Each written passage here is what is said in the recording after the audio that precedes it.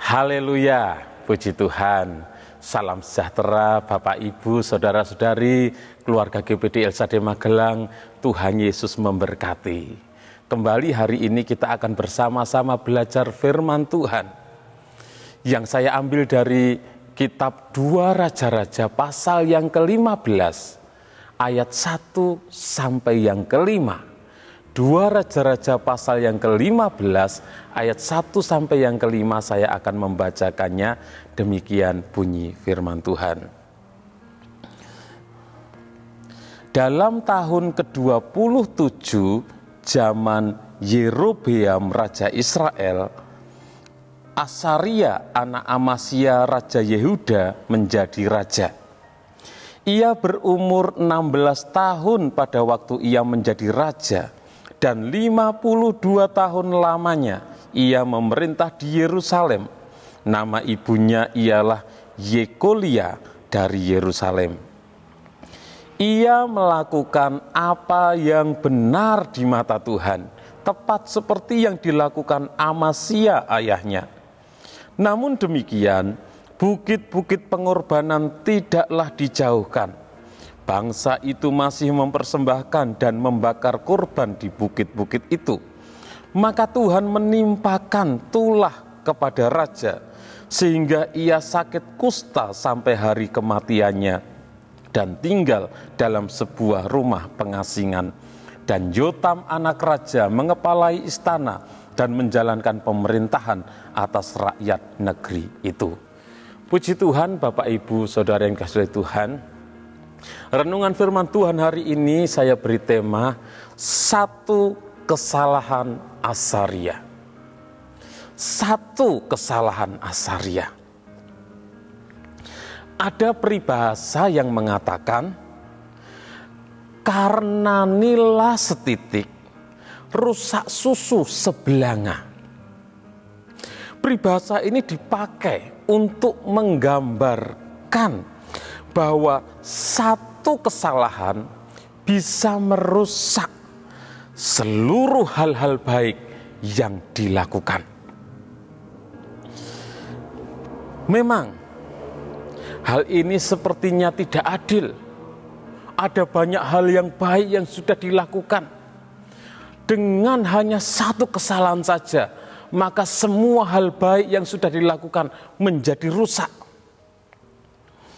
Tetapi hal itu bisa terjadi ketika satu kesalahan yang dilakukan adalah satu kesalahan yang prinsip.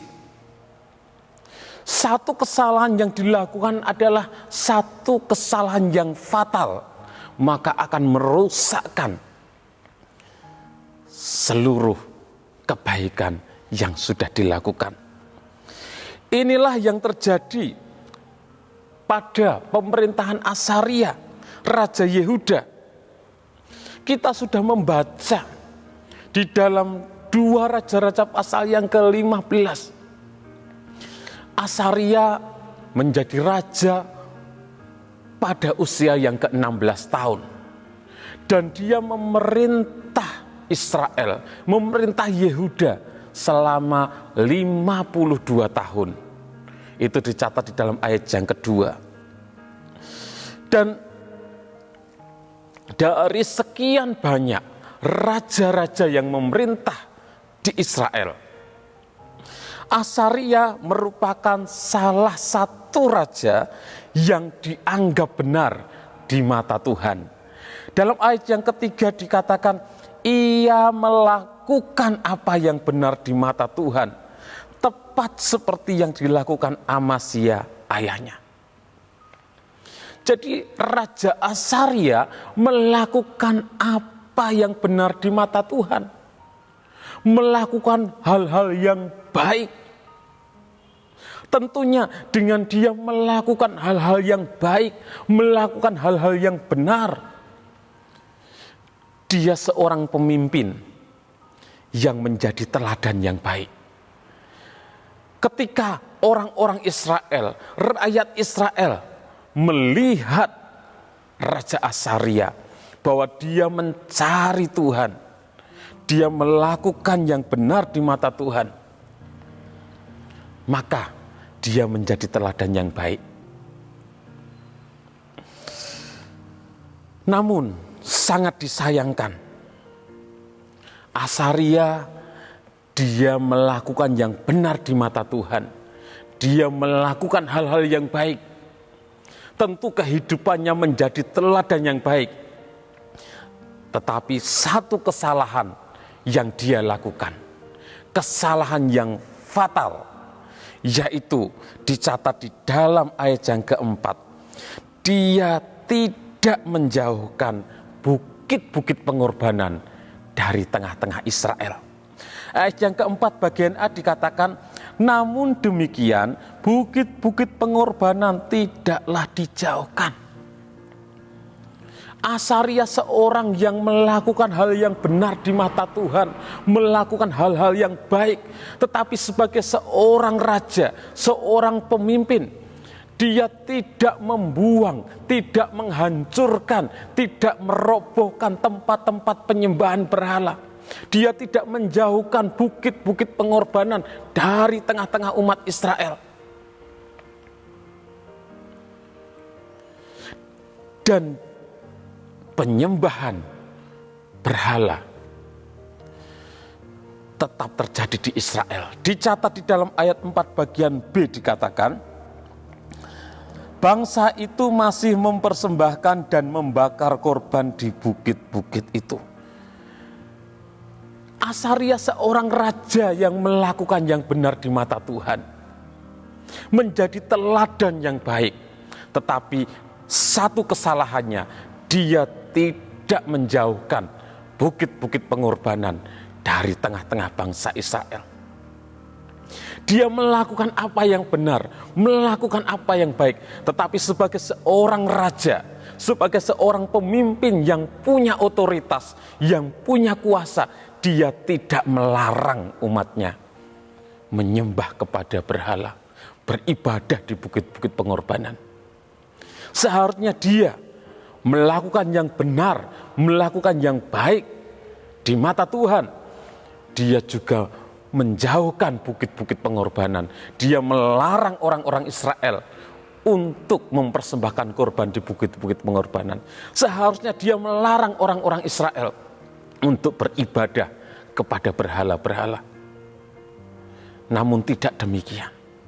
Dia membiarkan orang-orang Israel tetap beribadah kepada berhala.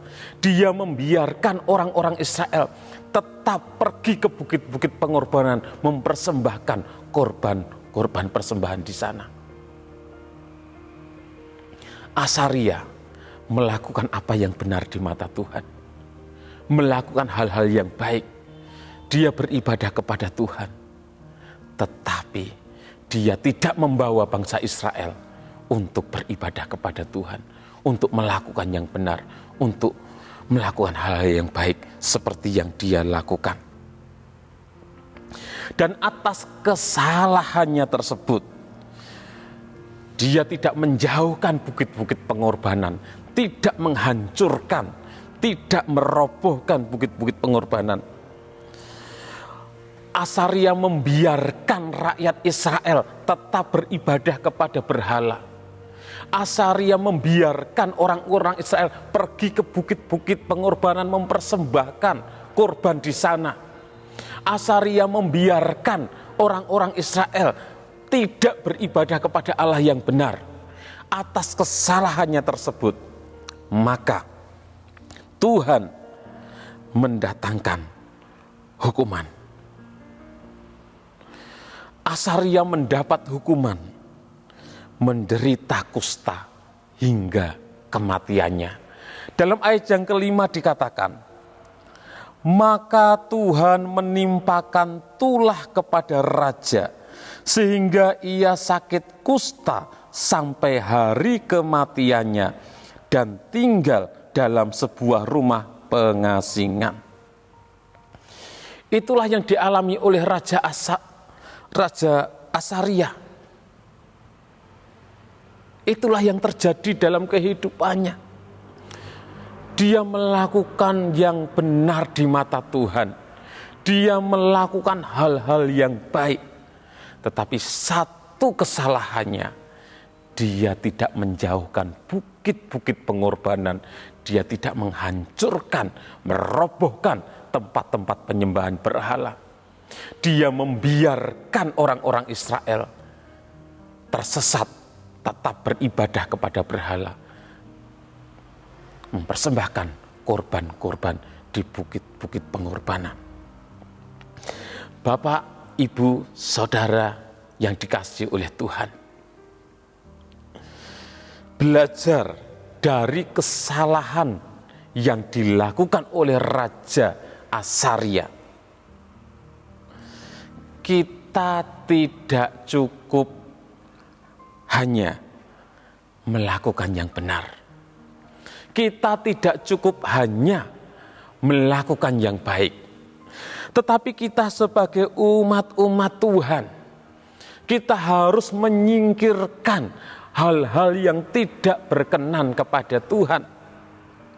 Kita harus membawa orang-orang, mengajak orang-orang, mengajak keluarga kita, anak-anak kita, mendidik mereka untuk hidup benar di mata Tuhan.